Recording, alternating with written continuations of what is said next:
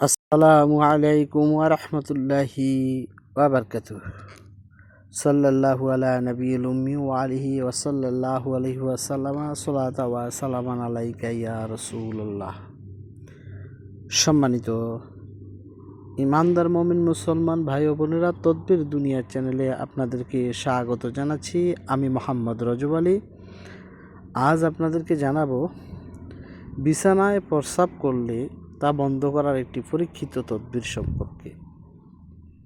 অর্থাৎ চাই এটি শিশু বাচ্চা হোক কিংবা বয়োবৃদ্ধ লোক হোক, অর্থাৎ যে কোনো বয়সের ব্যক্তি যদি বিছানার মধ্যে প্রস্রাব করে দেয়, সেটা কিভাবে আমরা বন্ধ করতে পারবো তার একটি পরীক্ষিত তদবির সম্পর্কে আজ আপনাদেরকে জানাবো।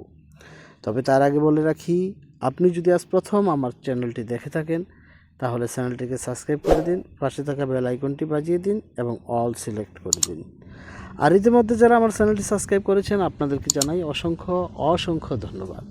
তো সম্মানিত ইমানদার মুমিন মুসলমান ভাই ও বোনেরা, চলুন আমরা কথা না বাড়িয়ে আমাদের আজকের মূল আলোচনায় ফিরে যাই। আমাদের আজকের আলোচনার বিষয়ে আপনারা ইতিমধ্যে অবগত হয়েছেন। বিষয়টি হলো, যদি কোনো ব্যক্তি বিছানায় ঘুমের মধ্যে প্রস্রাব করে দেয়, এটা শিশু বাচ্চাও হতে পারে, এটা যুবক হতে পারে কিংবা বৃদ্ধ বয়সও হতে পারে। এমনটা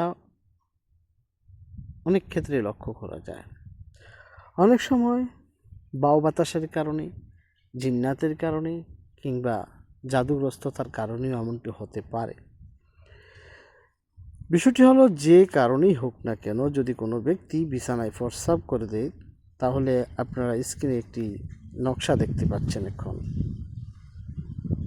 এই নকশার তাবিজটি আপনারা 3 টুকরা কাগজের মধ্যে লিখবেন, অর্থাৎ 3টি কাগজের মধ্যে 3টি তাবিজ লিখবেন। অর্থাৎ এই নকশাগুলো, এখানে যে আরবি হরফগুলো আপনারা দেখতে পাচ্ছেন এই তাবিজের মধ্যে, ঠিক এখানে যেভাবে আছে হুবহু আপনারা ওইভাবেই লিখবেন। লেখার পরে একটি তাবিজ যিনি এই সমস্যায় আক্রান্ত সে ব্যবহার করবে, আরেকটি তাবিজ তার বালিশের মধ্যে, যে বালিশটি মাথায় দিয়ে ঘুমায় সেই বালিশটির ভিতরে একটি তাবিজ দিয়ে দেবেন। আরেকটি তাবিজ সেই লোকটি যে ঘরের মধ্যে ঘুম যায় সেই ঘরের দরজার মধ্যে লটকিয়ে দেবে। ইনশাআল্লাহ এই তদবিরের পরে বিছানায় প্রস্রাব করা বন্ধ হয়ে যাবে। তাহলে আমরা কি জানলাম? যদি কোনো ব্যক্তি বিছানায় প্রস্রাব করে, এই স্ক্রিনে দেওয়া এই তদবিরটি 3 টুকরা কাগজের মধ্যে লিখে 1 টুকরা কাগজ তাবিজের মধ্যে ভরে শরীরে ব্যবহার করবেন।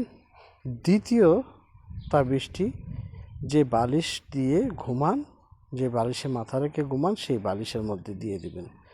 আর 3 নম্বর তাবিজটি যে ঘরের মধ্যে আপনি থাকেন ওই ঘরের দরজার মধ্যে ঝুলিয়ে দেবেন বা লটকিয়ে দেবেন, বেঁধে সুতা দিয়ে ঝুলিয়ে দিলেন।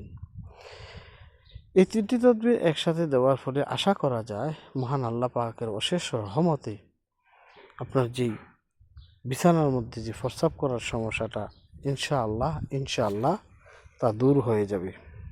তো এই ছিল আজকের মতন। পরবর্তী সময়ে নতুন কোনো বিষয় নিয়ে আসবো। সে পর্যন্ত ভালো থাকুন, সুস্থ থাকুন। আসসালামু আলাইকুম ওয়া রাহমাতুল্লাহি ওয়া বারাকাতুহু।